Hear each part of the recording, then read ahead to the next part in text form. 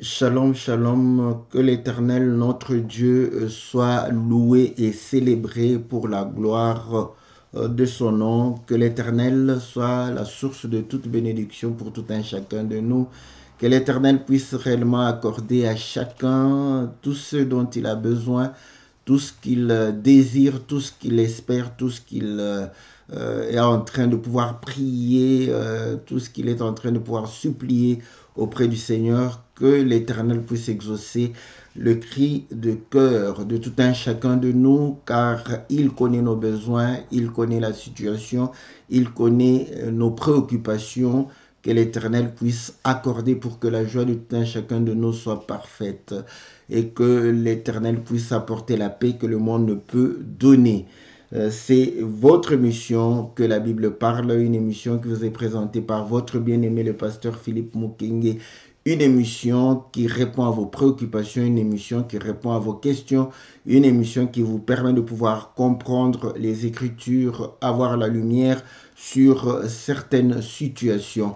Voilà pourquoi nous nous disposons à pouvoir répondre avec l'appui des Écritures, avec réellement l'appui des versets bibliques, afin que tout ce que nous dirons ne puisse pas être une pensée de l'homme ou notre propre pensée, car nous croyons que la pensée de l'homme n'est que terrestre, charnelle et diabolique.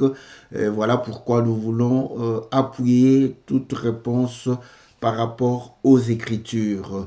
Que l'Éternel, notre Dieu, puisse réellement nous assister afin que nous puissions saisir et comprendre avec l'aide de l'Esprit, afin que nous puissions réellement apporter aussi les paroles qui puissent réellement consoler les cœurs de tout un chacun de nous.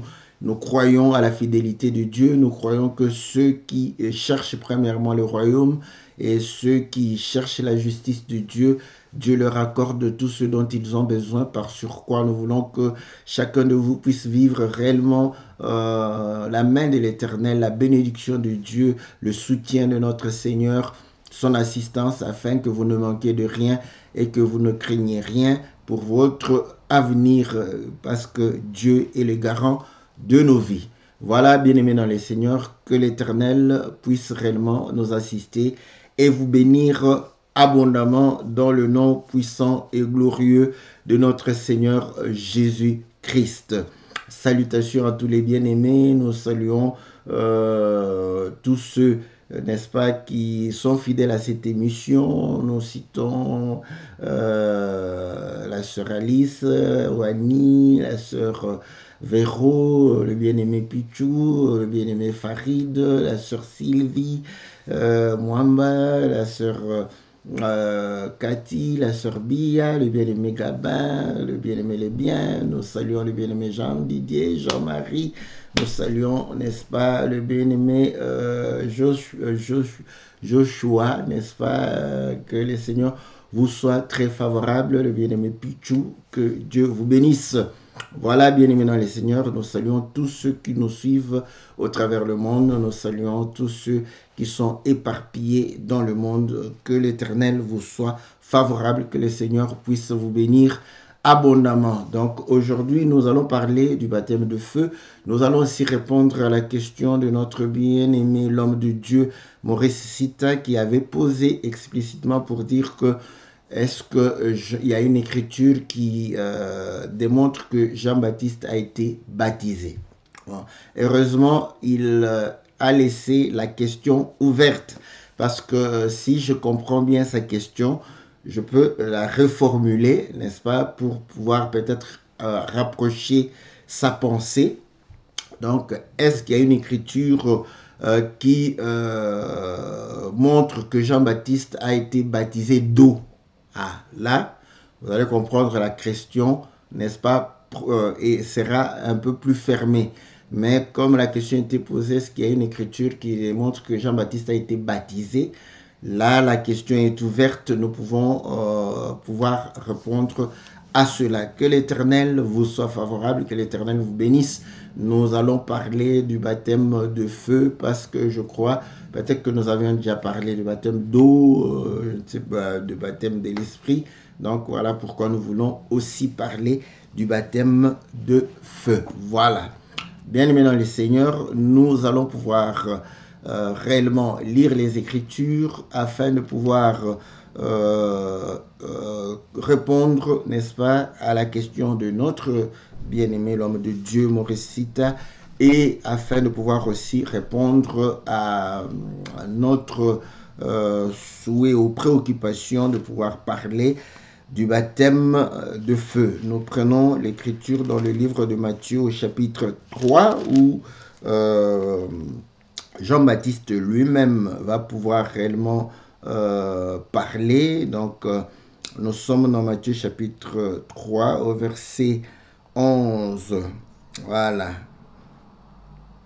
Au verset 11, il est dit ceci. Moi, je vous baptise d'eau pour vous amener à la repentance, mais celui qui vient après moi est plus puissant que moi et je ne suis pas digne de porter ses souliers. Lui, il vous baptisera du Saint-Esprit et de feu. Voilà. Donc ici, Jean-Baptiste va pouvoir réellement parler, n'est-ce pas, de plusieurs baptêmes.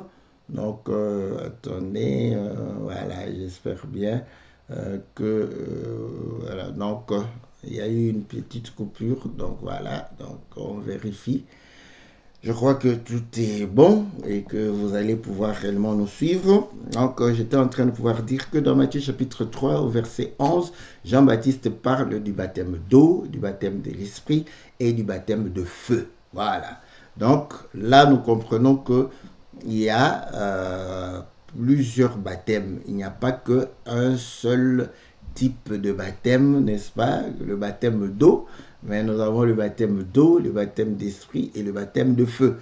Et par rapport à la question de l'homme de Dieu, Maurice Sita, quand il pose, il dit, y a-t-il une écriture qui démontre que Jean-Baptiste a été baptisé? Donc, comme je le dis, comme nous pouvons dire, voilà, baptisé, donc il peut être baptisé d'esprit, baptisé de feu, voilà, baptisé d'eau. Voilà. Maintenant, je réponds que Jean-Baptiste a été baptisé d'eau, il n'y a pas d'écriture explicite. Il n'y a pas d'écriture explicite, n'est-ce pas, qui démontre que Jean-Baptiste a été baptisé d'eau. Voilà. Mais nous avons, n'est-ce pas, des écritures qui vont pouvoir réellement nous montrer une pratique qui se faisait et qui est considérée comme étant, n'est-ce pas, aussi le baptême. Donc, vous allez comprendre que Jean-Baptiste était de la famille des Lévi et il était réellement de la famille d'Aaron. Donc, il était sacrificateur. Jean-Baptiste était sacrificateur. Donc, on se dit, n'est-ce pas, que, voilà, quand on lit, n'est-ce pas, dans la consécration des sacrificateurs, vous allez voir qu'il fallait laver d'abord Aaron. On devrait laver Aaron pour qu'il puisse entrer, n'est-ce pas, en service. Et le fait de pouvoir être lavé, vous allez comprendre que c'est le but aussi, n'est-ce pas, du baptême, n'est-ce pas? C'est le but du baptême. Je vais lire une écriture dans Éphésiens chapitre 5. Éphésiens chapitre 5, il est dit ceci au verset, voilà, au verset 26.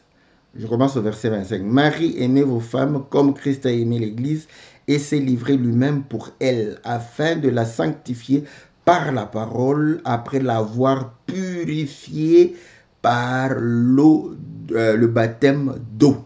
Voilà. Vous voyez, donc, le baptême d'eau, c'est le baptême de pouvoir purifier, laver et voilà, enlever, n'est-ce pas, les souillures.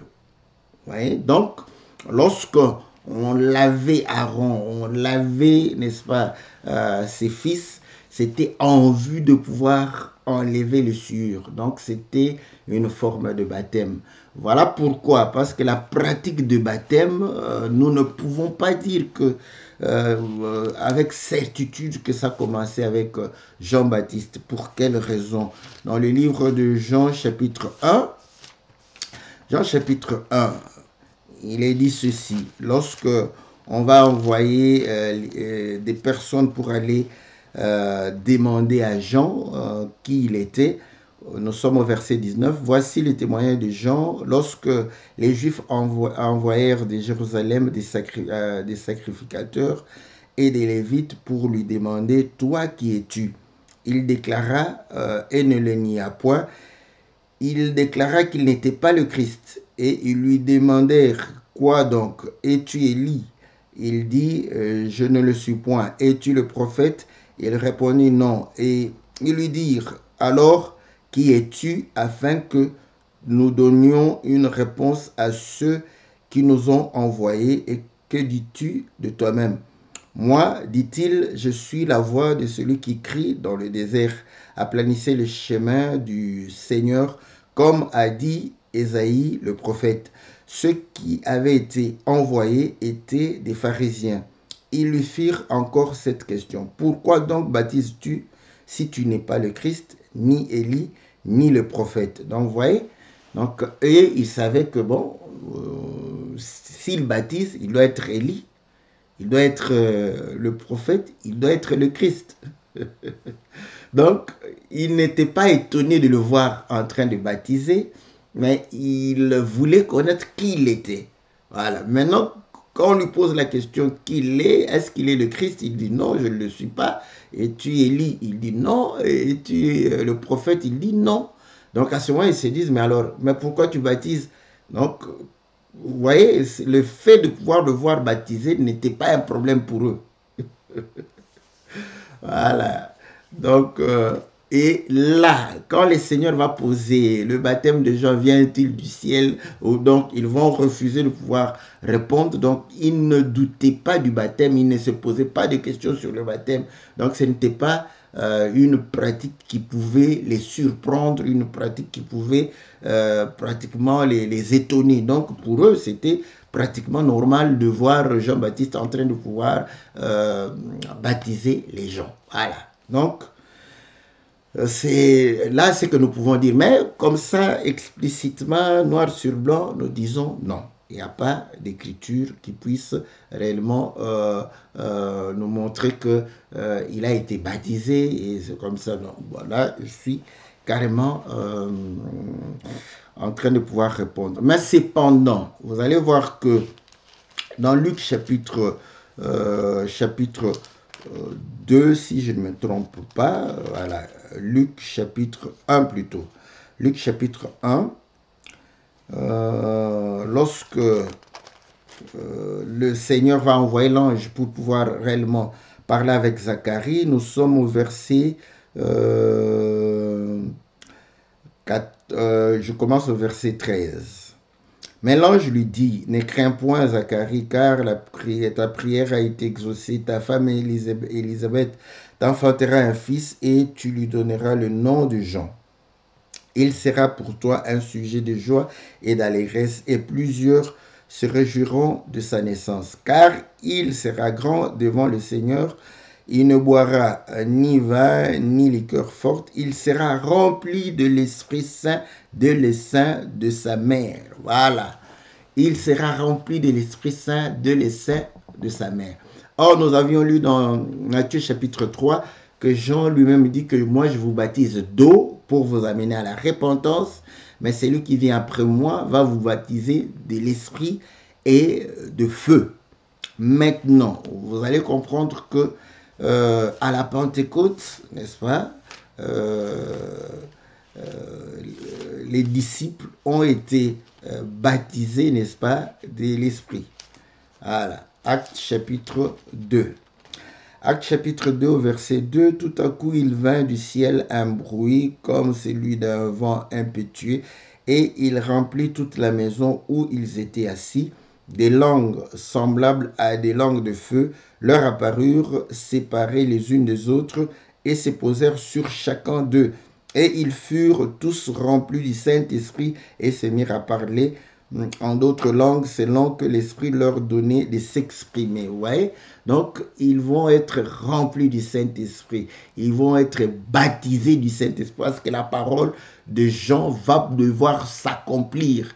Cette parole doit s'accomplir. Jean, étant prophète, il dit, moi je vous baptise d'eau, n'est-ce pas? Ce qui vous reste à recevoir, c'est le baptême de l'Esprit de la part de celui qui vient après moi. Voilà. Et ça, c'est aussi une raison, parce que les gens se posent la question, pourquoi les apôtres n'ont pas été baptisés au nom de Jésus? Parce qu'ils devraient accomplir cette écriture de Matthieu chapitre 3, verset 11, où Jean est en train de pouvoir dire, je baptise d'eau. Donc, il y a une portion de l'écriture qui doit être accomplie. Donc, le Seigneur doit les baptiser de l'Esprit. Et ceci répond à ce que le Seigneur était en train de pouvoir enseigner pour dire que quand les vases, n'est-ce pas, sont vieilles, les outres sont, les vases sont vieux, les outres sont vieilles, n'est-ce pas, on ne peut pas prendre le vin nouveau et mettre, n'est-ce pas, dans des vieilles outres. Donc, pourquoi? Parce que ça va faire une explosion. Donc, le Seigneur ne peut pas prendre, n'est-ce pas, son esprit et pouvoir réellement donner, remplir ou donner à quelqu'un qui est inconverti. Voilà. C'est pour cette raison que lorsque il va pouvoir parler à Pierre, il dit que lorsque tu seras converti, tu vas pouvoir affermir tes frères. Donc, ce que le Seigneur dit, il a reproché aux pharisiens dans Matthieu chapitre 23, qu'il s'est préoccupé de pouvoir nettoyer l'extérieur. L'intérieur était sale, d'où il ne peut pas, n'est-ce pas, remplir un vase qui est sale à l'intérieur. Il faut nettoyer. Nettoyer, vous voyez, avec de l'eau. Voilà pourquoi il y a eu ce baptême d'eau qui est pour la repentance, qui est pour pouvoir réellement permettre aux gens de pouvoir se laver, voilà, se repentir, demander pardon, confesser leurs péchés, n'est-ce pas, prendre, n'est-ce pas, une décision de pouvoir vivre selon la parole du Seigneur. Et là, vous allez comprendre que c'est alors qu'ils reçoivent le Saint-Esprit. Voilà pourquoi dans Actes chapitre 2, lorsque Pierre va pouvoir parler, la Bible dit qu'ils étaient vivement touchés et ils vont poser la question. Donc, vous voyez, donc la parole les a touchés et Pierre a dit de pouvoir se repentir, n'est-ce pas, afin de pouvoir recevoir le baptême. Et après avoir reçu le baptême, ils allaient recevoir le don, n'est-ce pas, du ciel qui est le Saint-Esprit pour pouvoir réellement leur permettre de mener une vie nouvelle, n'est-ce pas, selon la parole du Seigneur. Donc, c'est lui qui a reçu le Saint-Esprit, celui-là marche selon la parole de Dieu, parce que le Saint-Esprit, n'est-ce pas, va se mouvoir, n'est-ce pas, sur l'eau. Voilà. Donc, il va te conduire dans la vérité de la parole. Il va te conduire selon les commandements du Seigneur. Donc, nous voyons très clairement que lorsque ils vont pouvoir recevoir le Saint-Esprit, donc ils vont accomplir cette écriture. Donc, ils ont accompli l'écriture. Ils ont été baptisés par le baptême de Jean, n'est-ce pas? Écoutez, bon, une autre raison, n'est-ce pas? Une autre raison, parce que les gens, quand ils recevaient le baptême de Jean, hein, parce qu'ils ne savaient pas celui qui venait après Jean. Dans Actes chapitre 19, la Bible dit ceci au verset 1. Pendant qu'Apollos était à Corinthe, Paul, après avoir parcouru les hautes provinces de l'Asie, arriva à Éphèse, ayant rencontré quelques disciples, il leur dit, avez-vous reçu le Saint-Esprit quand vous avez cru? Ils lui dirent, nous n'avons pas même entendu dire qu'il y ait un Saint-Esprit. Il dit, de quel baptême avez-vous donc été baptisés? Ils répondirent, du baptême de Jean. Alors, Paul dit, Jean a baptisé du baptême de repentance, disant au peuple de croire en celui qui venait après lui, c'est-à-dire en Jésus. Sur ces paroles, ils furent baptisés au nom du Seigneur Jésus. Donc, vous allez comprendre que quand il baptisait les gens, il dit que, voilà, donc, je vous baptise au nom de celui qui vient. Celui qui venait là-bas, même Jean, lui-même ne le connaissait pas. Donc, il va pouvoir dire que je ne le connaissais pas. Si lui-même ne le connaît pas, n'est-ce pas? Et en train de baptiser les gens par rapport à quelqu'un qu'il ne connaît pas. Voilà pourquoi vous allez comprendre que il est en train de pouvoir baptiser. Paul, que Dieu bénisse, parce qu'il dit en disant, n'est-ce pas, de croire à celui qui venait après lui. Donc, il est baptisé, n'est-ce pas, en leur disant qu'il y a quelqu'un qui vient, c'est en son nom, n'est-ce pas, mais ils ne le connaissaient pas. Maintenant, c'est différent avec les disciples parce que le Seigneur a commencé par choisir ses disciples, par choisir les apôtres. Il les a choisis et il n'y a pas, ce n'est pas écrit. Parce que nos frères disent, ah, c'est écrit où? C'est écrit où? Nous savons qu'il n'y a que 2 disciples qui sont venus, n'est-ce pas, de Jean. Voilà, 2 disciples. Mais il leur a montré, Jean leur a montré que voilà c'est lui, n'est-ce pas? Donc à ce moment-là, eux avaient maintenant la connaissance que voilà, le baptême que nous avons reçu, c'est pour lui. Voilà. Maintenant, ceux qui n'étaient pas les disciples de Jean, ils ont reçu le baptême comment? C'est que le Seigneur leur a envoyé d'aller prendre ce baptême-là. Alléluia. Eux, ils sont allés, quand on les a baptisés, ils savaient pour qui ils étaient baptisés. Donc, ça, c'est aussi une autre raison qui fait que les autres, parce qu'ici, voilà, ils avaient été baptisés ne sachant pas qui, n'est-ce pas? Voilà pourquoi, quand on leur a posé s'ils ont reçu, on ne leur a pas parlé du Saint-Esprit.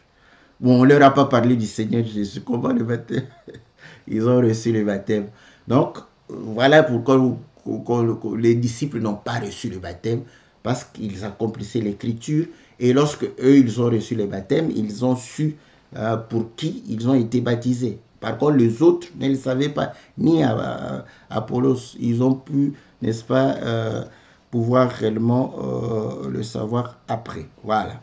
Donc, ce que je voulais dire ici, vous voyez que Jean a été baptisé de l'Esprit parce qu'il a été rempli du Saint-Esprit dès le sein maternel. Voilà. Donc, vous voyez que la réponse, le baptême d'eau, je n'ai pas de réponse pour dire que j'ai une écriture, mais le baptême de l'Esprit, nous voyons que Jean a été rempli du Saint-Esprit, il a été baptisé de l'Esprit dès le sein maternel. Voilà.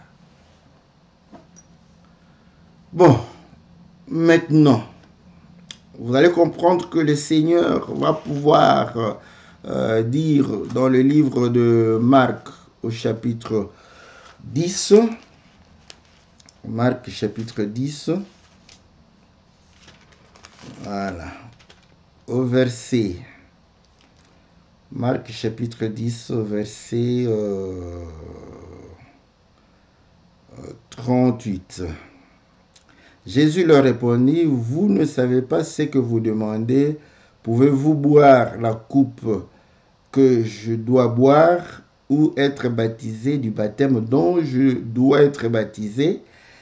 Nous le pouvons, dirent-ils. Et Jésus leur répondit, il est vrai que vous boirez la coupe que je dois boire et que vous serez baptisé du baptême que je dois être baptisé. Voilà. Donc ici, le Seigneur démontre lui-même qu'il avait un autre baptême. Donc il a reçu le baptême d'eau, mais il dit que je dois être encore baptisé. Bon, c'est ici aussi nous répondons à tous ceux qui n'aiment pas le baptême d'eau. Parce qu'il se cache derrière le bandit qui a été à la croix pour dire que non, ce bandit n'a pas été baptisé. Oh là, C'est faux, c'est très faux. Il faut toujours compléter. Ah, il n'a pas reçu le baptême d'eau. Oui. Mais vous allez voir que ici, le Seigneur est en train de dire que la coupe qu'il doit boire, c'est réellement le baptême. Voilà.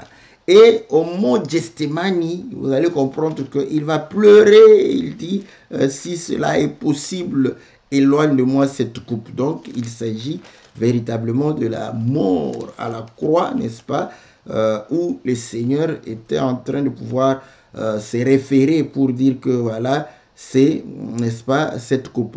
Matthieu 26, au verset 39. Puis, ayant fait quelques pas en avant, il se jeta sur sa face et priant ainsi, mon Père, s'il est possible que cette coupe s'éloigne de moi, toutefois, non pas ce que je veux, mais ce que tu veux. Voilà.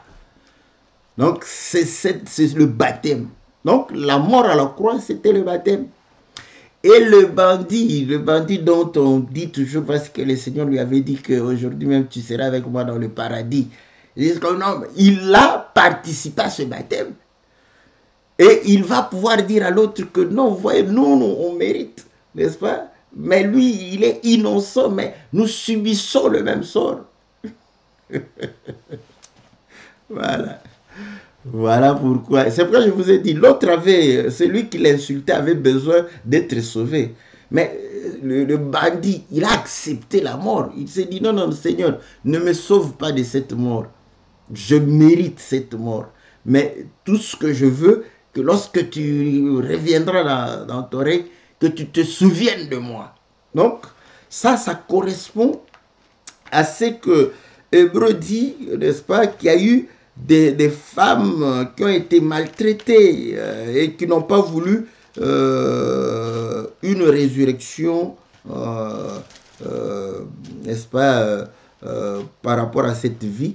Ils ont préféré mourir, elles ont préféré mourir pour pouvoir réellement ressusciter. Nous sommes dans Hébreu chapitre 11 au verset 35. Des femmes recouvrèrent leur mort par la résurrection, d'autres furent livrées au tourment et n'acceptèrent point de délivrance afin d'obtenir une meilleure résurrection. Voilà. Voilà, vous voyez? Mais si c'était toi, tu allais préférer ressusciter comme Lazare.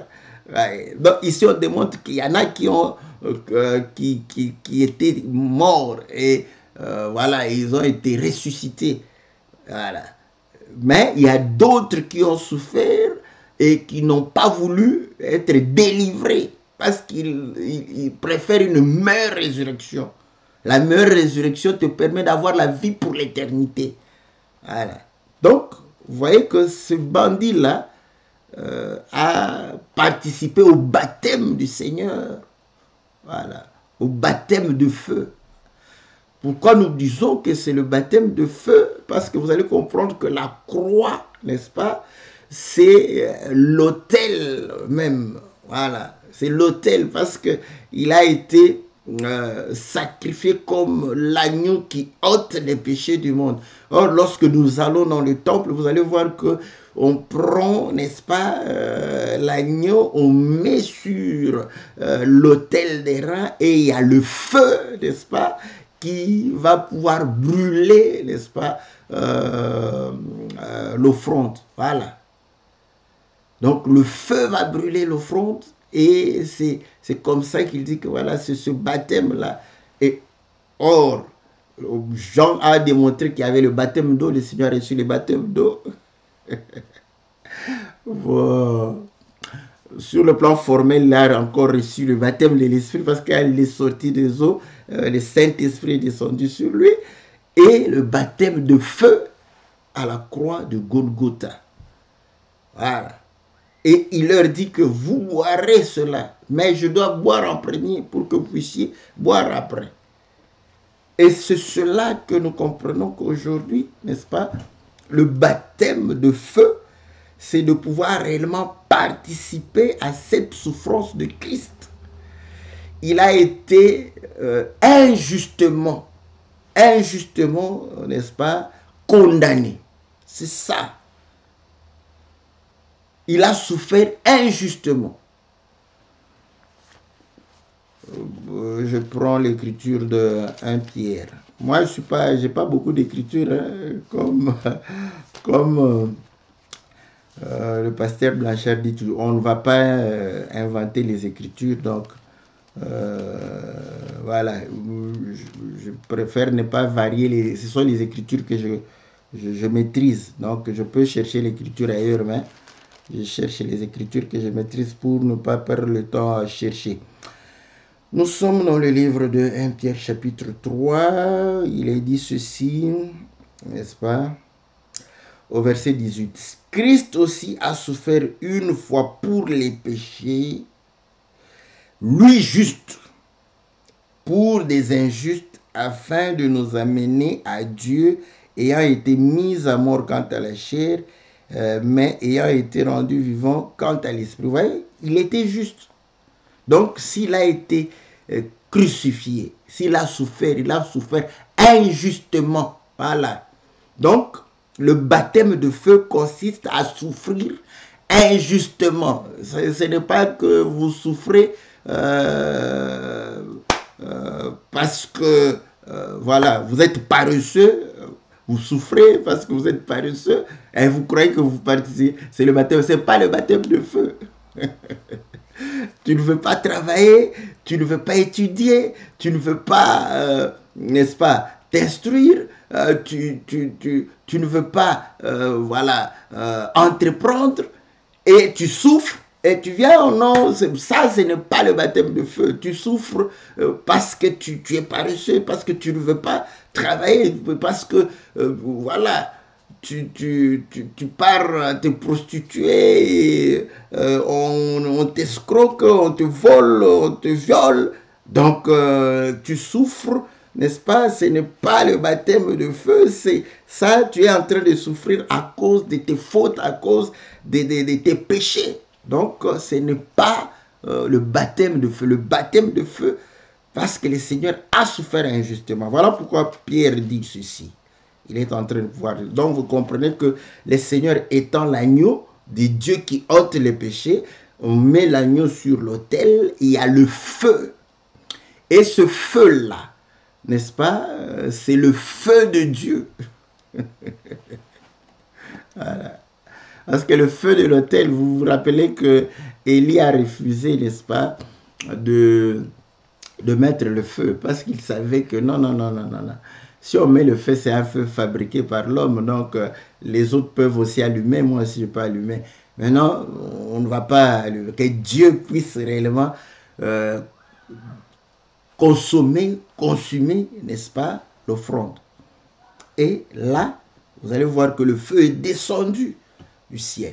Rappelez-vous que quand les fils d'Aaron sont allés chercher le feu des hommes, voilà, pour pouvoir venir le mettre sur l'autel, vous voyez, le feu est sorti et les a consumés. Parce qu'il voulait amener le feu du dehors. Le feu du dehors, c'est le feu que l'homme allume. Donc, écoutez, c'est que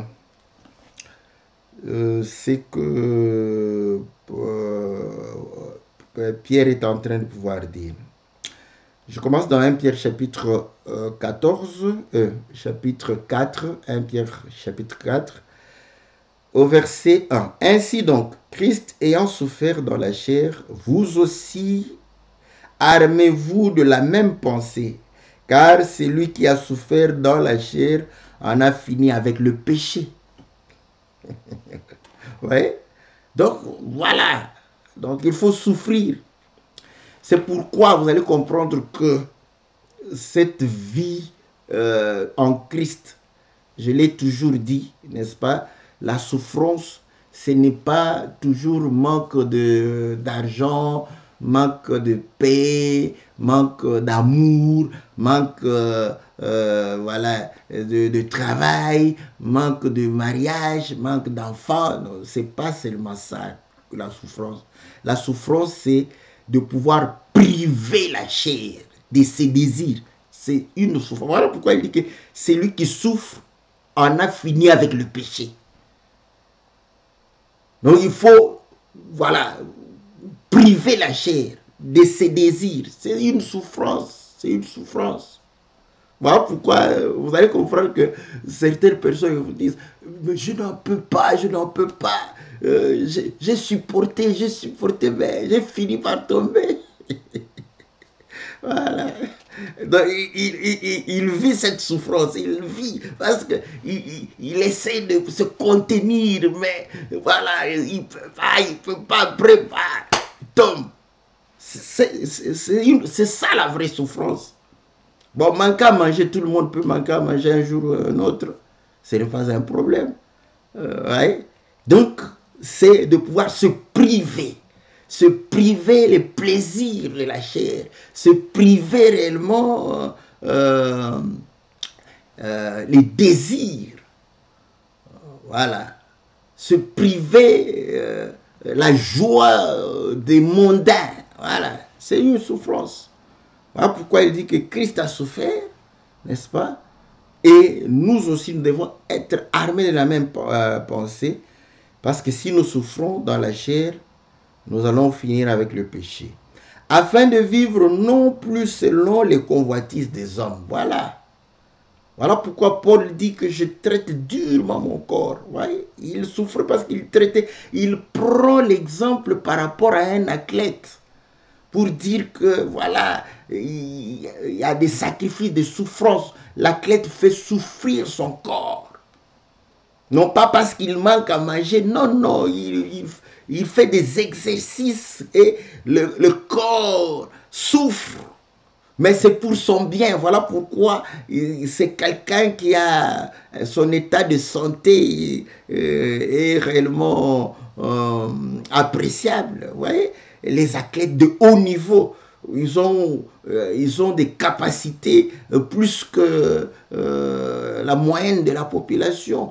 Vous voyez, ils ont des performances, mais ils souffrent pour avoir ces performances, pour avoir une telle hygiène de vie. Donc vous allez comprendre qu'ils ont fait souffrir leur corps. Paul le dit, voilà, je fais souffrir mon corps, je traite durement mon corps. Pourquoi? Pour ne pas pécher, pour finir avec le péché. Il dit, voilà. Mais il dit, si je le fais, ce n'est plus pour vivre selon les convoitises des hommes, mais selon la volonté de Dieu pendant le temps qui me reste à vivre dans la chair. C'est assez en effet d'avoir, dans le temps passé, accompli la volonté des païens. Voilà. Un frère, une sœur, donc... oh non, pourquoi tu as fait ça? Mais mes amis, des païens qui t'envoient, des païens qui t'influencent, des païens. Mais, et tu t'appelles sœur, tu t'appelles frère en Christ. Influencé par les païens. Il fait les choses pour les païens. Voilà. Dans le passé, nos amis, notre entourage, tout ce qui pouvait nous influencer, pouvait nous donner des ordres pour avoir un comportement, pour agir, pour faire ceci.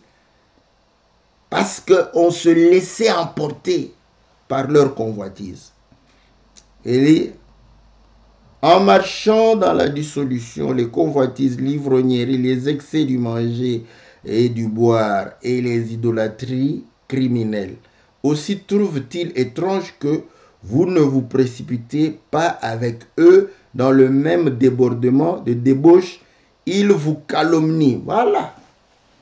Parce que vous avez changé. Vous ne pouvez plus. Oh, mais non, non, non. Oh, mais ah, tu veux faire quoi? Ah, tu es hypocrite. Vous les faites en cachette.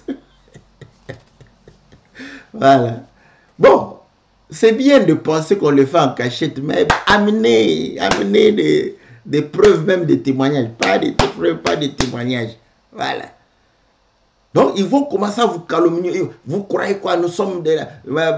Est-ce qu'il y a des saints ici? Est-ce que tu ne pêches pas? Voilà. Ils vont commencer comme... Est-ce que tu veux dire que toi, tu ne pêches pas? Toi, tu ne pêches pas. Devant eux, je te dis de leur dire que tu ne pêches pas. Tu n'aurais pas... Ce n'est pas un mensonge. Dis-leur que je ne pêche pas. Voilà. C'est devant Dieu que nous disons que nous péchons.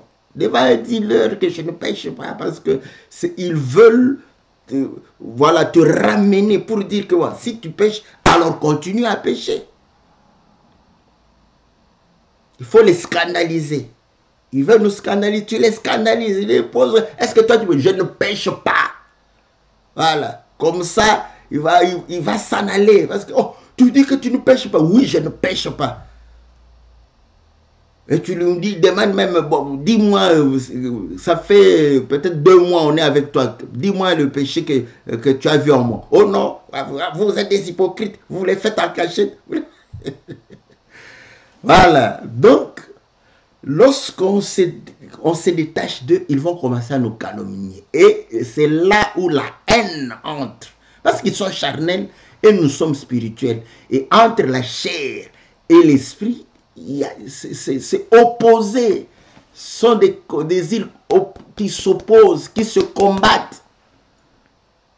Voilà pourquoi il y aura de la haine. Tu n'as pas volé, tu n'as pas escroqué, tu n'as pas voilà, menti ou fait quelque chose de mal. Ils vont pouvoir réellement manifester de la haine. Ils peuvent sourire parce que les gens, quand on dit haine, ils croient qu'ils vont commencer à t'agresser comme ça. Non, ils peuvent sourire quand tu es là. Mais dès que tu tournes, tu t'en vas, ils vont dire, oh voilà. Ils vont commencer à te critiquer. C'est ça la haine. Voilà. Maintenant, écoutez, je saute les autres écritures au verset 12. Bien-aimés, ne soyez pas surpris comme d'une chose étrange qui vous arrive. Voilà. Donc, la vie que nous menons, nous ne pouvons pas nous surprendre du comportement de nos amis païens. Faut pas. Ce sont nos amis parce que nous les aimons. Mais il faut pas s'attendre. Quand ils font du bien, gloire à Dieu. Hein, voilà, quand ils nous font du bien, gloire à Dieu. Mais il ne faut pas être surpris quand ton ami va pouvoir te mettre le couteau dans le dos là. Alors, en tout cas, il m'a déçu. Il t'a déçu. Toi, tu avais confiance en un païen. Donc, on n'est pas surpris. Voilà. Il dit, voilà. Ce qui vous arrive. De la fournaise qui est au milieu de vous pour vous éprouver. Voilà, le feu. La fournaise, le feu qui est au milieu de vous. Parce que c'est le baptême de feu. Le feu est au milieu de nous, n'est-ce pas? Donc, pour pouvoir éprouver. Donc, voilà. Donc, le comportement des gens par rapport à nous, c'est l'épreuve. C'est là où je dis, être frère ou sœur quand tout va bien. On n'est pas sûr. Hein? Quand les gens ne t'insultent pas, ils ne te calomnient pas, ils ne se querellent pas avec toi, ils ne sont pas jaloux de toi, ils ne t'escroquent pas, ils ne te font pas du mal, tu as tendance à leur retourner tout le bien qu'ils te font. Donc ça c'est normal. Le Seigneur l'a dit. Entre deux bandits, quand ils se saluent, l'autre le salue, il répond, c'est salut, salut, mais ce sont deux bandits. Vous voyez? Donc, il démontre que même les gens méchants, ils se rendent service. Voilà. Mais c'est lorsque on subit de l'injustice, c'est alors que on va voir la nature que nous avons, si c'est la nature de Dieu. Si nous avons l'or, la divinité en nous. L'or brille parce que l'or passe par le feu. Voilà. Et il dit, réjouissez-vous au contraire de la part que vous avez aux souffrances de Christ. Voilà.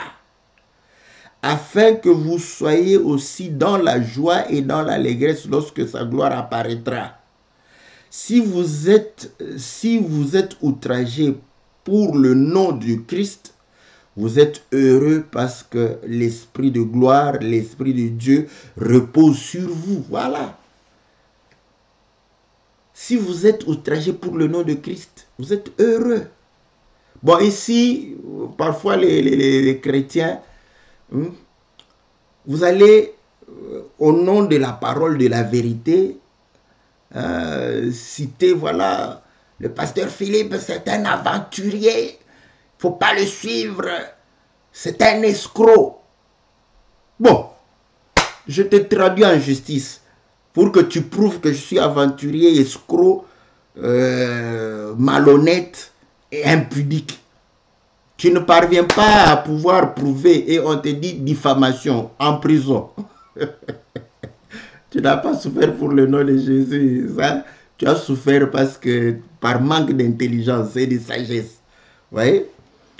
Donc, vous allez comprendre que, ah non, mais non, on a cité Jean Bresse, on a cité Alexandre, on a cité, hein, Paul les a traités des aventuriers, des impudiques, c'est comme ça que lis ta Bible correctement, tu vas voir si Paul a dit ce que toi tu dis là. Donc là, c'est pas souffrir pour le nom du Seigneur. Je connais quelqu'un qui a vu les sœurs catholiques en train de prier Marie et elles étaient autour de la statue. L'homme est entré pour arracher la statue pour dire que vous êtes des idoles. On l'a tabassé.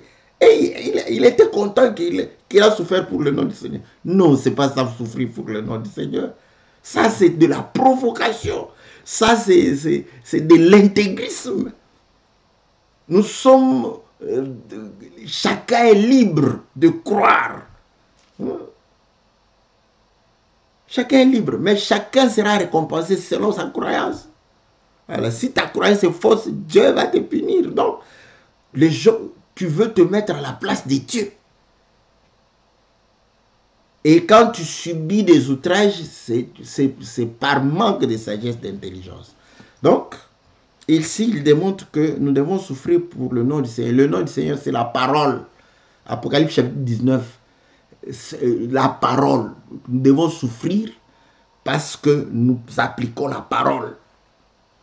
Et appliquer la parole, c'est... Aujourd'hui, les frères, ils ont... Voilà. Hein, on envoyait, le Seigneur a traité les pharisiens d'hypocrites et tout ça. Ben, c'était des pharisiens. C'était des pharisiens. Mais comment tu traites ton frère de diabolique? Maintenant, quand lui, il va répliquer, tu vas dire que tu souffres au nom du Seigneur. Vous savez, je vais vous dire une chose. Hein. Les gens, parce qu'à cause du fait qu'on est en public dans les médias, c'est comme ça que je ne réplique pas. Mais dans ce domaine-là, Dieu m'a fait grâce de pouvoir répliquer avec intelligence et avec politesse. Mais c'est quand on est entre nous là, tu vas avoir des répliques parce que je vais te montrer comment dire les choses sans insulter. J'ai cette grâce-là. Je le reconnais, j'ai cette grâce. Quand je veux répondre, je réponds. Mais vous allez chercher là où je vais sortir des écritures, il n'y aura pas. Parce que je veille à ce qu'aucune écriture ne soit réellement bafouée. Il faut avoir une capacité d'intelligence pour pouvoir répondre dans les normes de la parole. Voilà. Mais voilà, donc les frères, ils croient que non, au nom de la parole, ils peuvent traiter son frère de fou, de quelqu'un d'un païen, comme ça. Non. Un frère, c'est un frère. Quand tu dis d'abord c'est un frère, donc tu ne dois pas avoir des paroles, n'est-ce pas, désobligeantes par rapport à ton frère, à ta soeur. Voilà, il dit ceci, continuons. Il dit que voilà, au verset 15, que nul de vous, en effet, ne souffre comme meurtrier, voilà, ou voleur, ou malfaiteur, ou comme s'ingérant dans les affaires d'autrui. Voilà, c'est ce que je t'ai. Que Dieu soit loué. Tu t'ingères dans les affaires d'autrui. Et quand tu souffres comme ça, ce n'est pas le nom du Seigneur, ce n'est pas pour le Seigneur, c'est pas, n'est-ce pas, tu ne participes pas aux souffrances de Christ. Mais si quelqu'un souffre comme chrétien, qu'il n'en ait point honte, et que plutôt il glorifie Dieu à cause de ce nom. Car c'est le moment où le jugement va commencer par la maison de Dieu. Or, si c'est par nous qu'il commence, quelle serait la fin de ceux qui n'obéissent pas à l'évangile de Dieu? Et si le juste se sauve avec peine, que deviendront l'impie et le pécheur, ainsi que ceux qui souffrent selon la volonté de Dieu, remettent leur âme au fidèle Créateur en faisant ce qui est bien. Voilà, quand tu souffres, tu dois faire ce qui est bien. Ce qui est bien, c'est de dire de bonnes choses pour ton frère. Mais tu souffres dans ton langage, c'est des insultes. Tu insultes ton frère. Au nom de Jésus, tu insultes ton frère. N'as-tu pas lu que celui qui dit imbécile à son frère est passible de pouvoir avoir la meule et puis le jeter dans l'eau? Hein? Tu n'as pas lu ça. Celui qui va dire insensé. Mais non, au nom de Jésus, on traite les frères. Tu dis bien frère. D'insensés, d'imbéciles. Tu les insultes du matin au soir. Oh, ils m'ont fait du mal, ils m'ont fait du mal.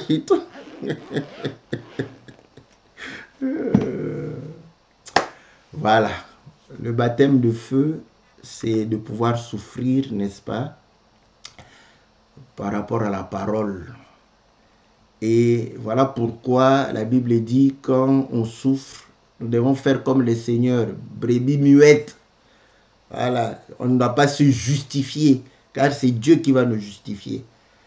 Donc quand tu vois quelqu'un en train de se justifier, comprenez qu'il n'a pas compris le baptême de feu. Voilà, bien aimé dans le Seigneur, n'est-ce pas? Donc vous allez comprendre que nous avons reçu le baptême d'eau parce que nous avons pris la décision de pouvoir nous débarrasser de la mauvaise vie, et Dieu nous donne l'esprit pour marcher selon sa volonté.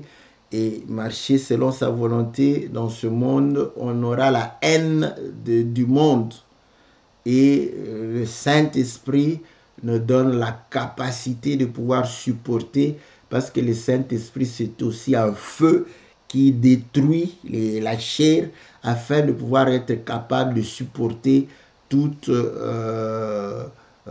cette persécution, l'outrage, tout ce qu'on peut nous faire. Vous allez comprendre que quand quelqu'un a le Saint-Esprit, va surmonter toutes ces choses, parce que ce n'est que des épreuves pour manifester davantage la nature de Dieu qui est en lui. Que le Seigneur vous soit favorable. Que le Seigneur vous bénisse. Donc on se retrouve le mercredi prochain pour votre émission Que la Bible parle. Comme on a toujours dit, pour participer à l'émission, posez vos questions. Nous allons pouvoir répondre avec la grâce du Seigneur. Que Dieu vous bénisse. Que Dieu vous soit favorable. Au nom puissant et glorieux de notre Seigneur Jésus. Amen.